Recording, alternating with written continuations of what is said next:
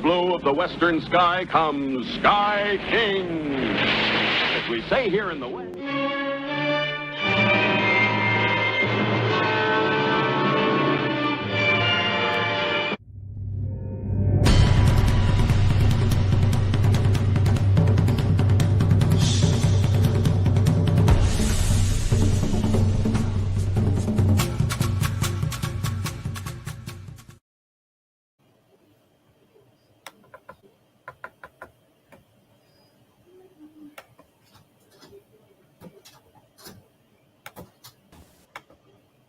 Hi, everyone, and welcome to Friday night's classic television Smackdown. And you see that I am not Mark B. Lee. Mark B. Lee right now is on a plane. He's on that silver bird in the sky. He has had such a week, and I'm sure he's going to want to tell everybody all about it when he gets back. But right now, he's flying from New Mexico back to Orlando and going home after that, so he probably won't get home till like 12:30, 1 a.m. in the morning. Doesn't sound like a lot of fun, but that's life sometimes, especially when you have such a crazy life as Mark B. Lee. And so now I want to introduce our other regular host of the show, Mr. Jerome Connor. Hi, good evening, Jerome. Good evening, everybody. Hey, welcome. Thank you for tuning in. Rose, thank you for taking on Mark's role tonight. You're quite welcome. And I know for a fact that Rose will be drinking heavily after the show. So and during the show. During the show. A side note to add to what Rose said, because Mr. Mark is having such a crazy flight and getting home and, basically all that, tomorrow morning show, Saturday morning cartoons, is canceled. Tell your friends, tell your loved ones, tell your enemies.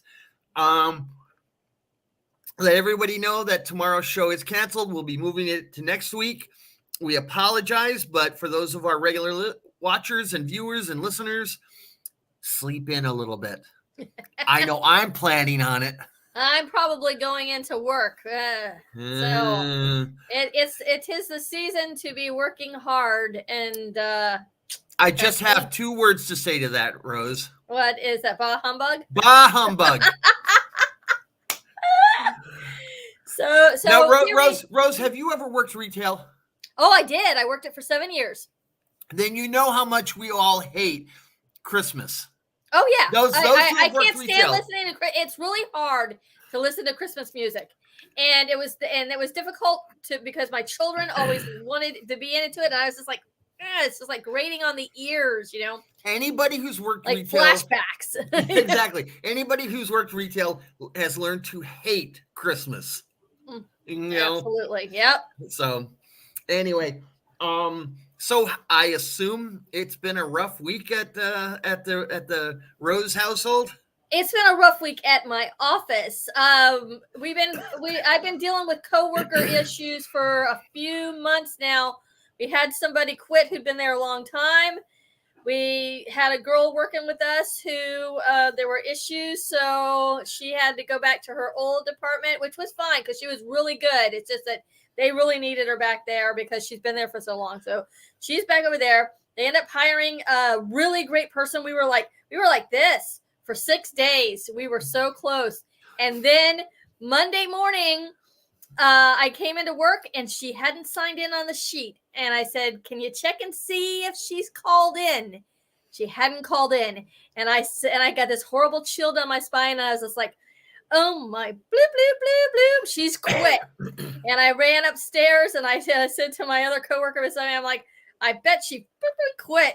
And then about 5 minutes later, my boss comes through the door looking all sad. He's like, at 5:30 this morning, she called and she texted or emailed. She actually emailed saying, effective immediately, I resign. Ooh.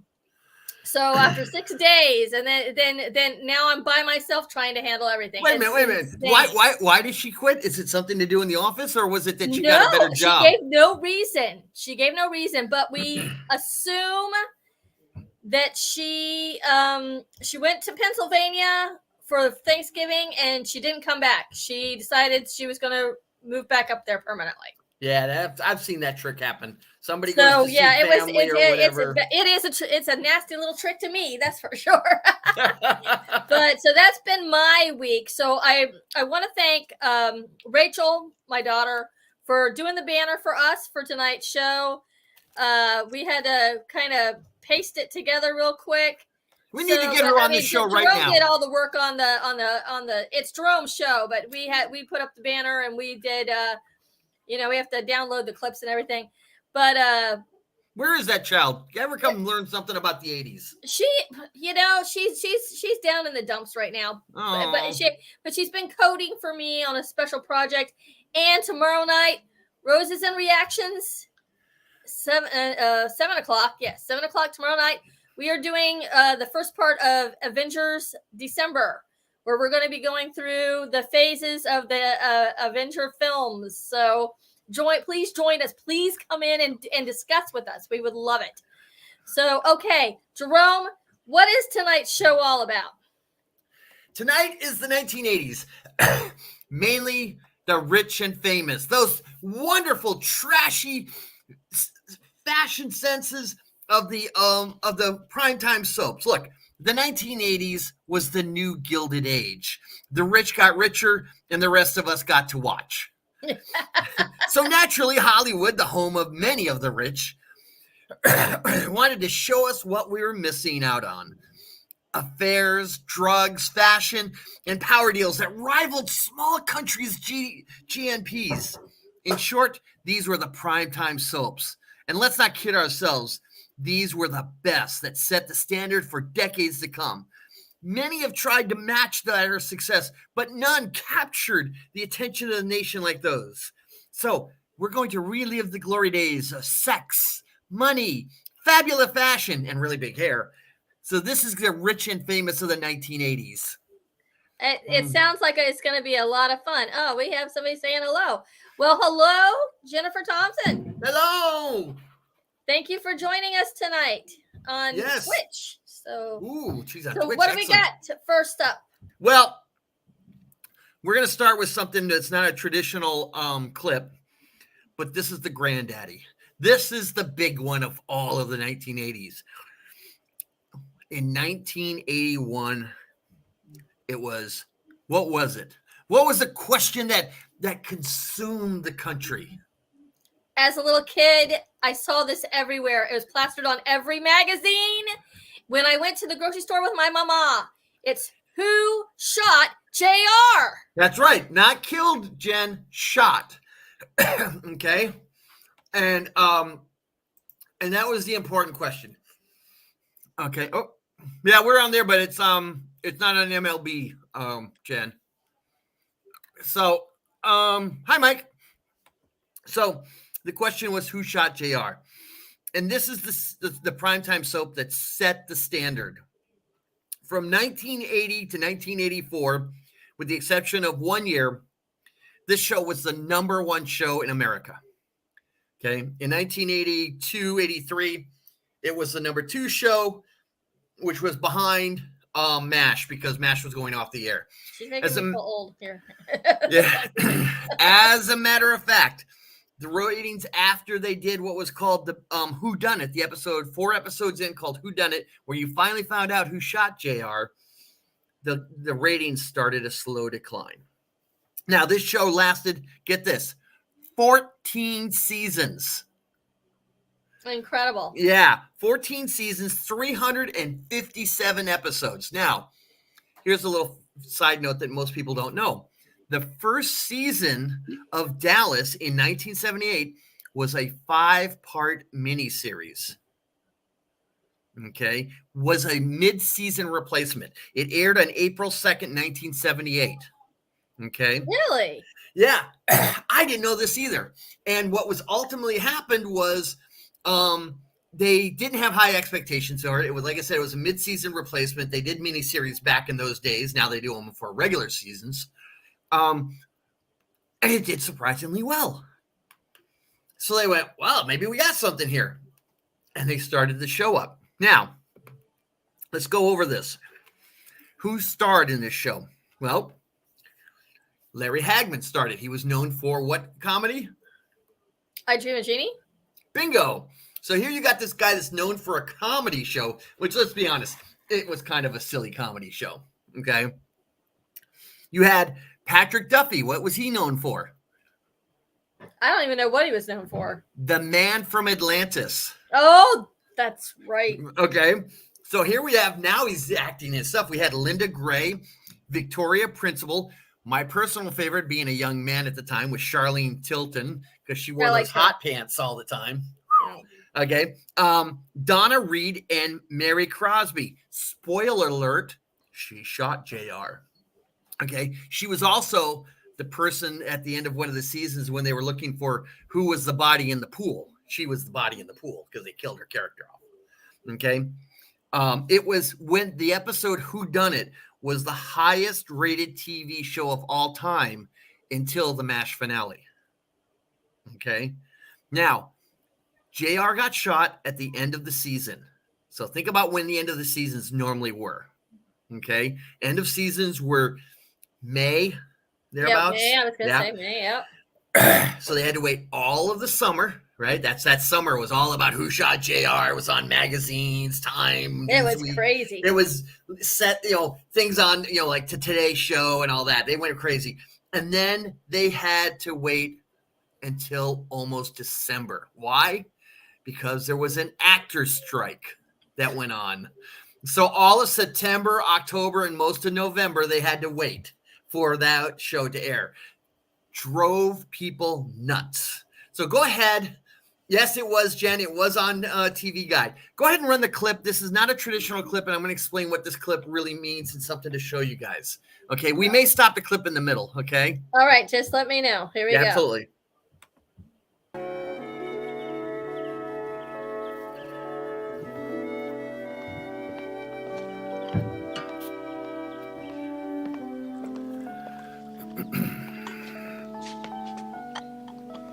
Hello? JR?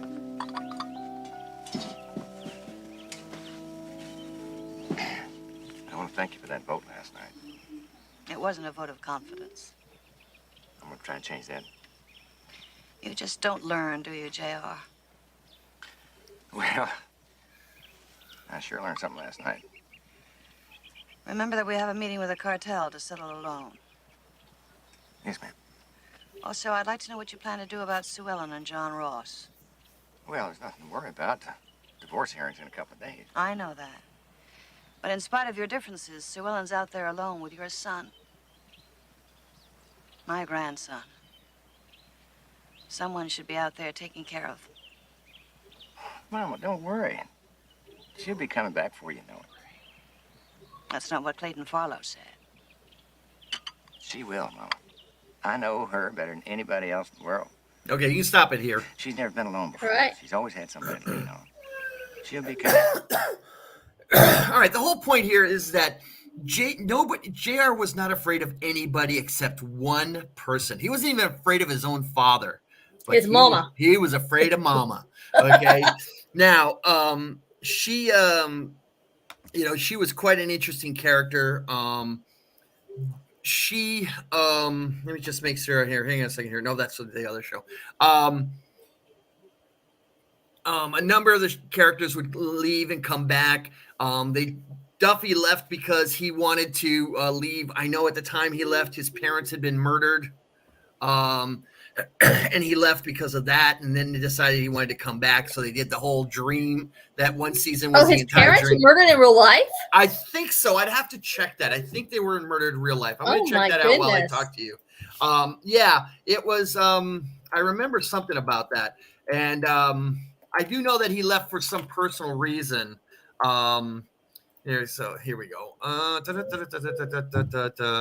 Personal life. In 86, his parents were murdered by two young men during an armed robbery. Well, I never knew that. That's so sad, really. Yeah. And so in 86, I think that was about the time he left Dallas. Yeah. Yeah. He left Dallas in 86. Yeah. So right about that time is when he left for a little bit. So obvious, he had to obviously leave it. Now let's not kid ourselves. Dallas was fabulous. As a matter of fact, they even did a revival show. Yes. And they had JR in it. The problem was, unfortunately, Larry Hagman, who had a liver transplant. I don't know if you knew about that. I knew he died like right after the first season of first the or second season, yeah. He'd had a liver transplant because Larry Hagman was a notorious alcoholic. Okay. On the set of I Dream of Jeannie, the man would only drink champagne. Okay. Really? Yeah. He was notorious for being a drunk. Now, depending upon who you talk to, the guy was either great and a supporter, like Charlene Tilton to this day claims he was a great guy to her, and others say he was a total jerk. So mixed things. But this was it. This was the soap, the primetime soap that set the standard. I'll tell you, when you go out on the street and probably ask if you know what show Larry Hagman was known for, I bet more people would say Dallas than I Dream of Jeannie. Exactly. So, all right, now. Yeah. Just one minute. I just want to say, I always have to pitch this because I think it's so cool. Victoria Principal went to my high school. Okay, my friend Chris Wingo. We were in. I think it was sophomore year, or no, it was freshman year, and he actually had her book. And inside it was written Victoria Principal. She always told people she was from Miami, but she was really from Homestead. Nice. Don't tell anybody. Okay. Go on, Jerome. Okay. So in January of 1981, Aaron Spelling created a competitor to Dallas. You know what it was? There it was. That's right. Now, I'm going to show you a clip in a minute. This is a dynamite clip, but we'll get to it in a second. You know who was originally supposed to have the John Forsythe role? No, I don't. George Peppard. Ew. He was originally, but he did not like how he had to basically do some negative things that Forsythe later does in some of his roles. Now, Forsythe, do you know what John Forsythe was known for before Dallas? He was the voice of Charlie on Charlie's Angels. Charlie's of Charlie's Angels, exactly. This show also, now this surprised me, some of the people on this. This show had Linda Evans, Joan Collins. This made Joan Collins a star. Let's not kid ourselves. Before this show, Joan Collins was known for two things: Star Trek and B movies. Yep. Okay, she appeared as a villainess on Batman in 67, 68, but she was not what you would call a known star. Her career was fading. She was a star of the 60s and early 70s. And then she got this role, and she just chewed up the scenery, okay? Pamela Sue Martin was on this show, famous for being the first Nancy Drew on TV. She left this show, and pretty much never got heard from again. Emma Samms, do you know where Emma Samms started? I don't know where she started, but I liked her. She was a soap opera star. Oh, she was on General Hospital, right? There you go. There. It took me a minute for the. She left Dynasty to go make some movies who didn't do so well, and then back to the soaps she went. And of course, a very, very young Heather Locklear. Oh, yeah. Yeah. Okay. Now, first season, I want you to understand something. The ratings were wretched. Okay. They almost got canceled. Okay, until the arrival on season 2, episode 1 of A Certain Bitchy Woman. Joan Collins shows up as Alexis. Okay, and after that, the ratings just went off the chart. This show went for 9 seasons. It was #1 show in 1984 and 85. And run this clip because this is what this show was known for. Yep. Out. I know what's wrong with you. The empty-armed Madonna, mourning the baby that she couldn't have, and the baby that she almost got to adopt. Gone now. That is it, isn't it? Oh, you miserable bitch!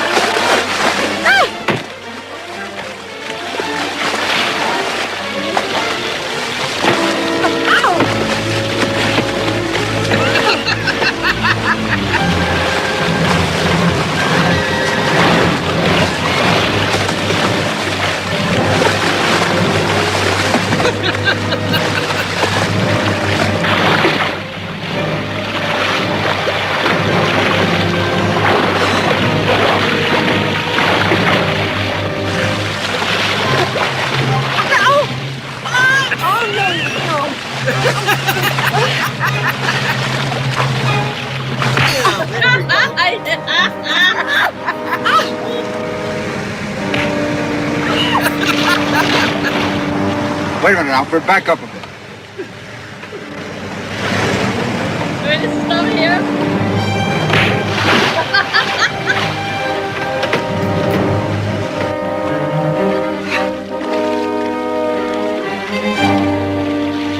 What the devil is going on here? Okay, Will somebody tell me? Okay, so this show was notorious for the catfights between those two characters. Okay, they seem to leave this show on a cliffhanger every episode. Do you remember the controversy in Game of Thrones of the Red Wedding? Yes. Forget it. Dynasty pulled that stunt way before that. They had a big wedding where the terrorists showed up, the rebels showed up at an embassy and killed just about everybody. Okay, Dynasty was known for this. Now, Dynasty was also known for another great thing, and you saw part of it right there, and that was the fashion. They set a fashion trend in the 1980s that to this day nobody has been able to do. If you saw it on Dynasty, I guarantee you saw it somewhere else and you could wear it. Okay. Yeah. And to this day, you ask anybody who Joan Collins is, and it's Alexis. Yeah. You know, and that show just set it took Dallas the next level up. Okay. Yeah, it really did. My parents were huge Dallas fans. Okay, I was the Dynasty fan. Okay, and I remember even if I was like tired and I had to go to bed to go to school the next day, I remember I would I would sit and watch at least the opening theme song because I loved it. I thought it was just like so royal and regal and that dun dun dun dun. You know, it just, you know, and then it has that great ding a ding a ding a ding. Oh, just what a great song, what a great show, and I lived and loved those moments between Alexis and what's her name? Hang on, I can't remember. Alexis and Crystal. Crystal, that's right. Yeah. Alexis. But again, it was originally the stars were Forsythe and Linda Evans, and then who shows up? Colin shows up and basically steals the show from the rest of the time. Yeah, but she saved the ratings and the show too. Oh, absolutely. So, and let's be honest, made it something special. And even though Joan Collins I met Joan Collins at a book signing. Okay, years ago, and let me tell you, she has personified and become Alexis. Yeah. Oh yeah. Yes. So that is who. Yeah, but let's also not kid ourselves. Not only did she save Dallas, but she saved her own career. Yeah. Okay, yes. She was a fading star. Okay, most people didn't know who Joan Collins was until she showed back up on Dynasty. Now, look, Dallas and Dynasty, man, those two were the 1-2 punch of the soap operas. Everything else we're going to see from here on out is a second and third in what was. Okay, simply not because they weren't good. It's just they just didn't have the level that these two did, okay? And that's something to remember. All right, now, in 1985, while Dynasty is, basically chewing up the ratings, and Joan is basically, setting the fashion trend with jewelry, perfume, clothes, anything that she can peddle, ABC decided they wanted to do a sequel, okay? And this sequel was called The Colbys. Now go ahead and run the clip, and then I'll talk about it on the other side. All righty. No, you better get this straight. I'm not your son. And I'm not your errand boy. I'm your partner, your equal partner. I welcome my nephew aboard. I look forward to working with him. But a ship only has one captain. I think you can safely say that one man and one man only will continue at the helm of Colby Enterprises. You're looking at him. The girl you just married happens to be my ex-wife, Fallon Carrington Colby. I am Fallon, but I don't remember. If anything happens to that girl, I swear to God, I'll kill you. That won't change my feelings. I don't think you have any feelings. If you did, you wouldn't be trashing our marriage. I love Jeff. You can't change that. I'm sorry for both of them. Crocodile tears. You did everything you could to make sure it was my son she found. That's nonsense. This was Fallon's decision. Miles is trying to prove I'm not a Colby. The man sitting over there is not a Colby. You know, I care for you. Why do you hate me so much? Don't you act bo-peep with me. You know why. You and Jason. Damn you, Jason. I hate you. I don't love you. I love Frankie. Jason called me grovelling at my feet. Break up my business, frame my sons, steal my wife. My wife? I'll be damned if I'll stand here and let you put the blame on me, Jason, and Jeff when you did it all by yourself.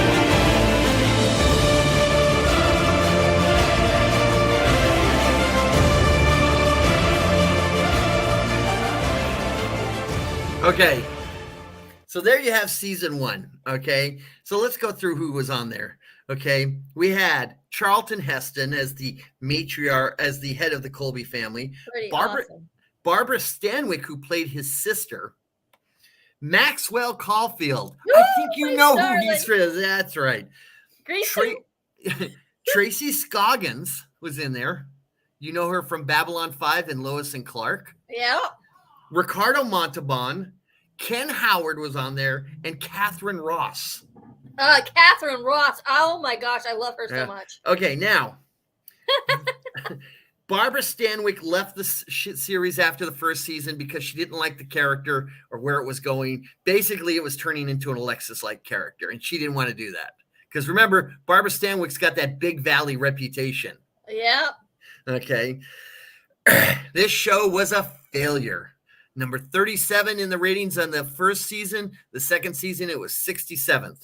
It was canceled after, right afterwards, and a couple of the characters were brought back to Dynasty afterwards. Okay. Originally, this was known as Dynasty 2, the Colbys. Okay. Yes. Now, when this show was over, Stanwyck badmouthed this show up till the day she died. Charlton Heston, at the end, wrote a letter to Caulfield complaining about his on-set behavior, but said the rest of the crew was some of the best people he'd ever worked with in 30 plus years. So he really loved it. Of course, the fact that he was getting $85,000 an episode didn't hurt either. Wow, that's wild. Yeah. So, all right. In 1981, they had to CBS decided they wanted to keep that Dallas gravy train running. So go ahead and run this next clip, which is a Dallas ripoff. Okay. Let's see here.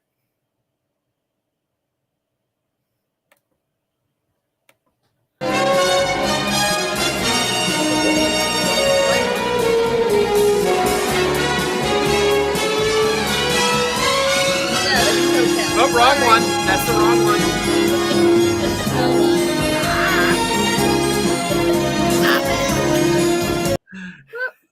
Okay. Did I miss one here? I guess I did. Okay, hold on.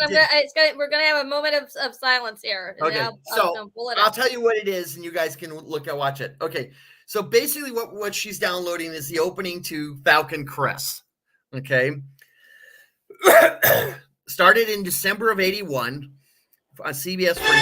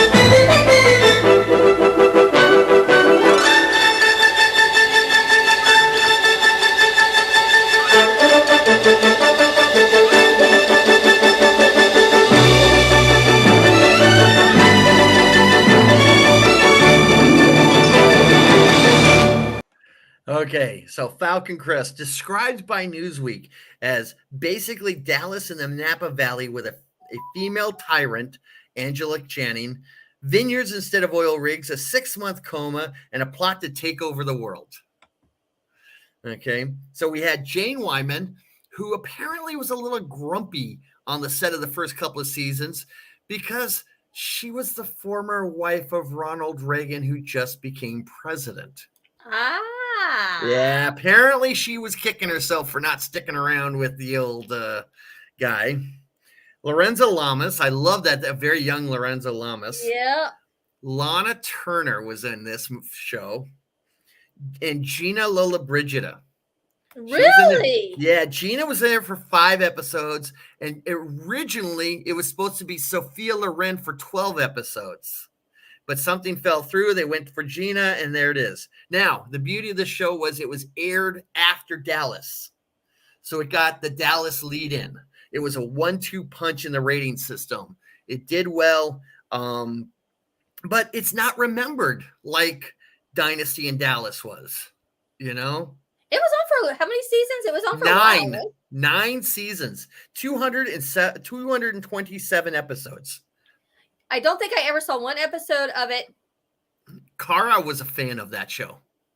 It was Friday nights, and by that time I was doing something else. I had sleepovers. Listen, I didn't do hardly any of those soap operas. I'm just, I'm remembering what people told me, what's ones, I would catch an episode here or there, but it was, let's be honest, these were pure soap operas. Yeah. Okay. In every sense of the word. If you just move these from the night, prime times that they were to like 1 o'clock or 2 o'clock in the afternoon, nobody would have noticed the difference, Yeah, they had a bigger budget though, Yeah, not much bigger budget. Listen, you're a soap fan. You know what I'm talking about. Yeah, I do. And that was the funny part about this. These 4 were the biggies of the time, okay? And they basically set the standard for primetime soaps. You look at like what Fox did with 90210, Melrose Place, and whatever else is running today, which I can't keep track of, like Dirty Little Liars or some of the other stuff. None of them match what these 4 did. No. Okay, the quality, the influence. Let's like Dallas and Dynasty's influence is to this day still being happening. Okay, they're still talking about these. Okay, absolutely. Yeah. And these shows. Now, there were a couple of other mini series like shows. One was called Savannah, another called The Hamptons. I couldn't find decent clips, but they were doing basically the same thing. They were 5 or 6 episode mini series to test the waters of the ratings, and they were, there was even one that was such a ripoff called The Yellow Rose that had. I remember that. Yeah, and that had Sam Elliott and it had Sybil Shepherd in it. And it was basically you didn't get much closer to a Dallas ripoff than that one. Okay, it was Texas oil. I mean, just everything like it. Okay, but none of those matched these 4. Now there was a Dallas spinoff called Knots Landing. The problem is Knots Landing took place in suburbia. Yep. Okay. It wasn't high powered. Okay. It was middle America, in wherever. They were all middle class. Yeah, it's on the cul-de-sac. Right. Exactly. It was kind of like, how Desperate Housewives was this on a cul-de-sac. But this was not about, Knots Landing ran for a long time. Joan Van Ark became famous on it. But this wasn't about the rich and famous. How it survived is beyond me at the time it came out. But this was kind of, everybody from, here it is, I'm part of a rich family, but I've given it all up to live a normal life, which you kind of go, what a balls. But that was what Knots Landing was. It was all about, this, upper middle class world. And it wasn't the thing. Now, it survived. It survived quite heavily. It had a huge influence. People watched this thing religiously, but it wasn't the rich and famous. Nope. Okay, so the other clip, go ahead and run that other clip. Oh, we're going to do Hotel now? Yeah, we got to do Hotel. Sorry about that. Yeah. Okay. All right.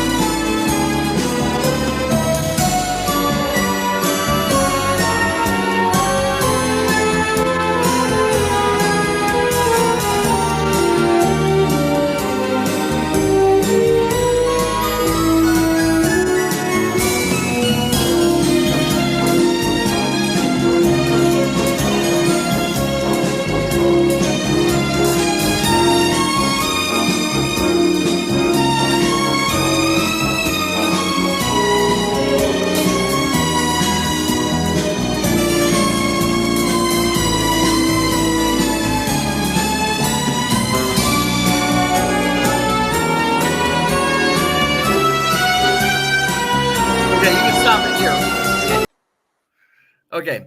So now they just have it. Okay. So this was based off of Arthur Haley's novel called that. And this, like Dynasty, was an Aaron Spelling production. Okay.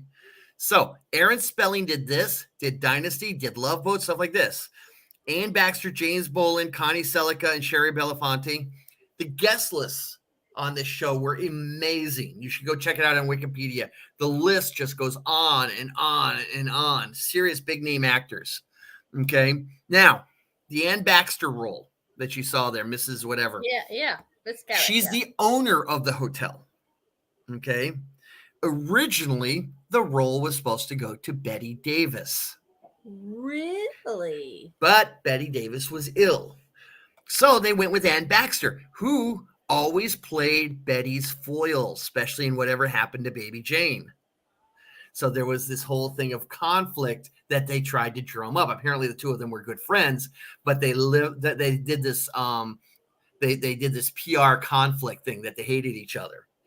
Well, unfortunately, halfway through the show, and this show ran for 5 seasons on ABC starting in 1983, Baxter was in New York City. She was crossing the street and suffered a massive stroke and died 9 days later. Oh, my goodness. So they had to basically kill off the character, and they gave James Brolin's character ownership of the hotel, and Connie Selica, who was his assistant manager, became the manager, and the two of them the characters had been having romantic relations. Now, this was a breakout role for Brolin and for Connie. What was Connie known before this? I don't know. Greatest American Hero. That's right. And she was the wife of Gil Gerard. Really? Yes. Okay. I did not know that. I did not know that. This was also a springboard for Sherry Belafonte. She got out from under her father's shadow. Showed that she could really act. She had a big role in the show. Oh, she did. And she could prove that she could act. And this led her to other things. I really enjoyed Hotel. I remember watching it as a kid because they had all these great guest stars on there all the time. It was like Love Boat on land, which is probably how it was pitched. Right. Well, here's the thing. While Love Boat was a lot of comedy, right? You saw all this comedy. No, Hotel was dark. Child molestation, wife abuse, AIDS, crime, rape, just every dark thing you can imagine went into this show. And it catered to the rich. This was the 4-star hotel of San Francisco. Okay. So I was surprised. I had only seen this like 1 season or whatever when it aired, but the fact that it lasted for 5 seasons surprises me because I don't remember the show that well. I do. I remember. I really liked that show growing up. Yeah. And I'm surprised it didn't, last a little bit longer. But Connie Selica, she did a really good job. Everybody did a good job on that show. It's just a good show. Well, now we come to the fun of the rich and famous. Go ahead and run the clip. All righty.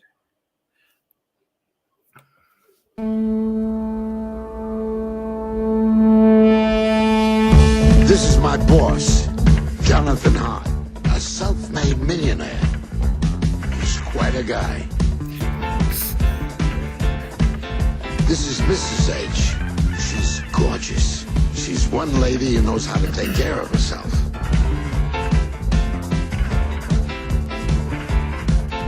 By the way, my name is Max. I take care of both of them, which ain't easy. Because when they met, it was murder.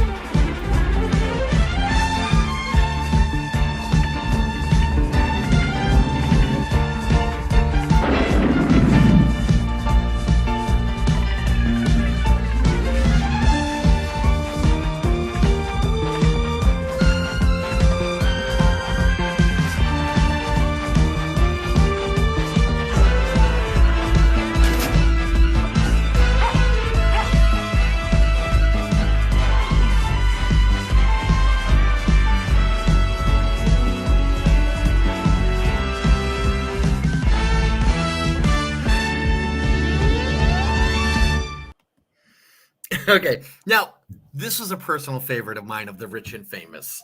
Okay. I love this show. This was Robert Wagner and Stephanie Powell. Now, what was Stephanie known for before this show? I'm not sure. She was known for a show called The Girl from U.N.C.L.E. Okay. I never saw that. It was a one-season spinoff of The Man from U.N.C.L.E. Okay. Now, this is a millionaire couple that solves murder, created by Sidney Sheldon, so you know it was supposed to be juicy, and produced by Aaron Spelling. Wow. Okay? This is sort of a modern version of The Thin Man. Okay. Now, here's where I always had the problem. He's supposed to be the CEO of this global conglomerate. Whenever he's always, off visiting at some site. When the hell does he have time to run his business? Okay. She's supposedly this independent journalist, which is fine. That kind of works for the wife of a busy CEO. But when is he CEO? It's kind of like Bruce Wayne. When is Bruce Wayne CEO? When is Hart CEO? And it always was kind of silly because not only that, they can do just about everything, the two of them. If it's something unique that would take years of training, like, you see a picture of him playing the trumpet, when did he have time to do this? When did he have time to, learn how to drive that speedboat or, parasail or horseback riding? Or there's an episode there where they're gourmet chefs. That takes years of I'm like, when the hell did they learn how to do all this and still be a journalist, solve murders, and run a global conglomerate? Yes, and the dog Freeway, yes, which is, kind of like Astra from the Thin Man, Mike. Now, the guy who played Max. Okay, Wagner originally wanted Sugar Ray Robinson to play Max. The network kind of freaked at that, going a black man as the major dono for two millionaire couples just wouldn't have flown, even in the 80s. Now, Robert Wagner was not originally supposed to be the actor in that role. Cary Grant was who they wanted. No way. Yeah, he would have been so old, wouldn't he? 75 years old and had retired. But they wanted basically someone like Cary Grant. Okay. Now, when Wagner got the job, who do you think he wanted to play the Stephanie Powers role? Natalie Wood. Natalie Wood, exactly. That would have changed history right there. Yes, it would. But there was a list of people who was going. One of them was even suggested was Lindsay Wagner, Kate Jackson. As a matter of fact, Lindsay Wagner is the one who suggested Stephanie Powers to be the wife in it. Really? Yeah. Now, here's an interesting fact. This show was ran in 1979 for 5 seasons off of ABC. The costume designer for this show left, not left, but later on when the show was over. What show do you think he went to work for? Dynasty. Dynasty. So here we have, you can see the trends of the Dynasty fashions. I enjoyed the show a lot. I think it got silly near the end, last season or so. It got really, they were really stretching, trying to find storylines. They had some interesting stories in the early years, but I think as time went on, they just kind of got tired. It's like, how many of these things can we really do? I would have been happy if they had ended it after 3 seasons.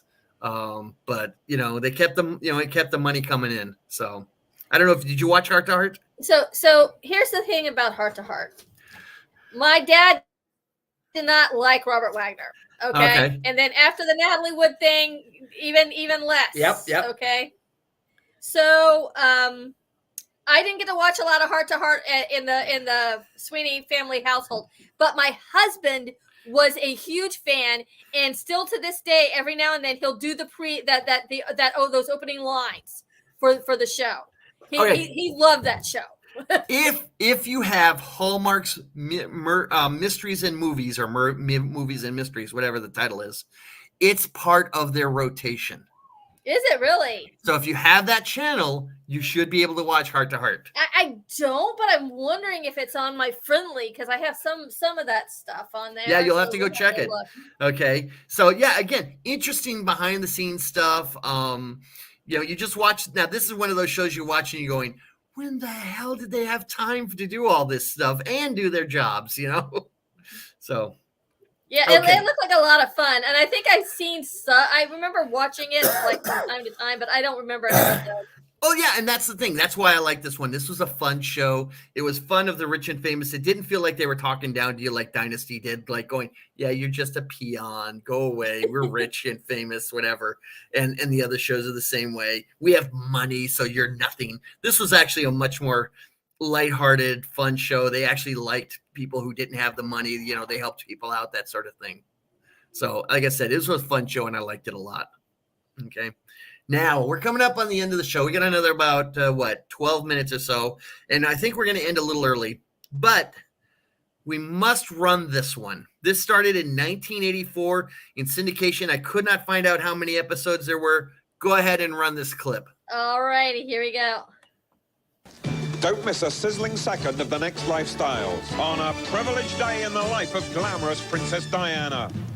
Good vibrations keep getting better for Beach Boy Mike Love. Luciano Pavarotti, opera's king of the high seas. All your favorite stars at play in an Italian dream resort. Plus Twin Peaks, Piper Laurie, all on the next Lifestyles. Champagne Wishes. Airs Sunday, 12:30 p.m. Okay, so just an ad for that. Lifestyles of the Rich and Famous, the pinnacle of celebrity worship in the 80s was this show. Okay. Yes. Now, somebody said when one of the quotes I was reading on some of the comments on IMDb about this, special attention was always given to the prices paid for the various luxuries with which the upper crust enhanced their daily lives, ranging from spacious seaside villas to classic cars to gold-plated bathroom fixtures. Geez, I wonder who they're talking about there. A certain former president, Yeah. with a triple on his head and orange looking and under indictment. No, wait a minute. Anyway, so this was basically this is the real watch how the rich really live and quest for it. That's it? I thought it would have been a lot more. Well, it ran till 91, I think it was. Started off as an hour-long show and then went into half-an-hour segments. And then they also had a number of specials and all that. The only person they were not allowed to do on The Rich and the Famous was Robin Leach himself. Oh, really? Yeah. Okay. So, yeah, a game. Imagine that. Let me tell you, my friends would come back to school on Monday. What they would say, champagne dreams and caviar wishes. Is that no? It says champagne wishes and caviar dreams. Oh yeah, yeah. Exactly. That's the closing tagline. Yeah, everybody loved that. That show. Wow. Yeah, it was a very popular show. Made Robin Leach not only a household, he got mocked and lots of comedians loved it, but it was the height of Dynasty Dallas, that whole Rich and Famous thing of the mid 80s. Well, MTV has done similar shows, Yeah, but they don't match the Robin Leach. They don't match. No, I know it's more, for the younger generation, I suppose. I'm sorry, but you know what?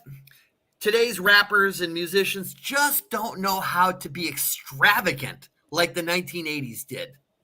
Okay? In the 1980s, they knew how to show and be flashy with their money. Today, they don't know how to be flashy. It's crass. It's the new rich is crass. This was new money in the 80s, and they knew how to show off and make you jealous. And like I said, it was the new Gilded Age. We were right on the cusp of major technological changes of the internet, computer revolutions. We were about to have a whole batch of new millionaires, billionaires. We had all the old Hollywood actors, the politicians, and athletes. You'll notice what you really had on a lot of Lifestyles in the Rich and Famous was actors, athletes, and businessmen. Okay, yes. Especially European businessmen. Yeah, you had Donald Trump show up in 91, I think it was, or thereabouts. Yeah, I remember him on the show. I remember that. Right, and his infamous comment about his daughter and stuff which got in trouble later on. But basically what you saw was Hollywood, sports, and business. And the business was usually European businessmen.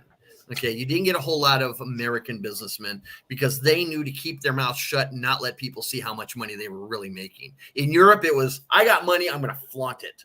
Okay? Yeah, you got Diana. Why? Because Diana was the Princess of Wales and she was the fashion trend. She was just an icon at that time. Exactly. That's why you had her. But you looked at all the other things they showed were all big name actors that had been around for a while who had lots of cash and knew how to spend it and how to keep it. Yes. So there you go. Lifestyles of the rich and famous that Hollywood like to show us, plus some other fun stuff. I hope this brought back many memories where you thought you were someday going to be that rich.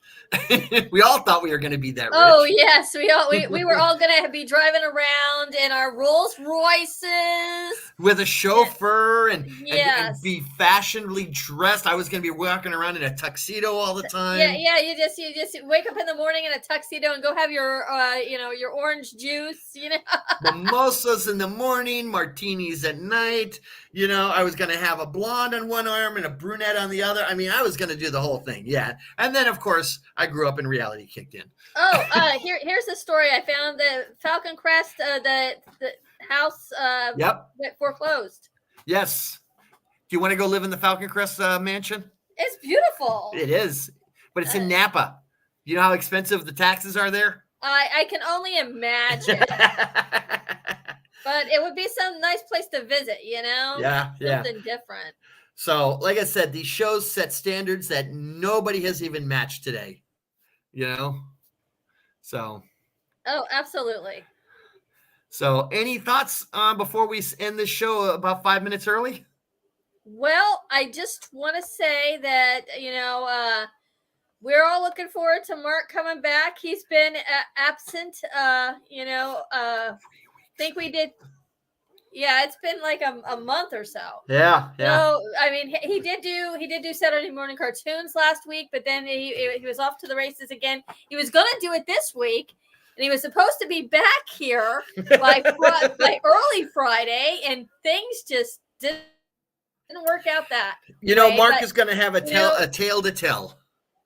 He's been on an adventure, I'll tell you, and I think I think what he emailed to us was that he's exhausted, he's wiped out. He's been in the desert for a week. What I look forward to is when Mark decides to write his memoirs. He needs to get around to that. Yeah, I mean, he's got so many stories. Yes, Jerome, this was a great show. Thank you. Have a great night, Mike. You too. Have a good weekend. Now, once again, we want to let everybody know there's no Saturday morning cartoons tomorrow morning because Mark needs to rest. But tomorrow night, Rachel and I are going to be doing our first part of Avengers December. Where's that slide? Oh, I don't have it. Oh no! But what we're doing is we're looking at all the phases of the MCU to finish out the year. So this would be phase 1 that you're doing, right? Phase 1 we're doing tomorrow night. So please come in and watch the show. And also we're thinking about changing times or changing things up. So let us know. Just go over the Roses and Reactions page. Let us know what you think of the show, what you'd like to see. If you think we should change our time to earlier in the day, let us know. And we appreciate everything. Hey, Hulk Smash, I hope you can come join the show for a little bit tomorrow night and come say hi to Rachel. She's really looking forward to this show. It's a one that we've been planning since the beginning of the when we first started the show about a year ago. So, okay. So there's that. So, Jerome, great show. Thank you. As always, you always bring it home and have some great thoughts. And thank everybody who watched tonight. And we're going to just sign off now. And everybody have a great evening. Let me just get to our closing. Hey, caviar. Hey, champagne wishes and caviar dreams. Yes. Have a great night, everybody.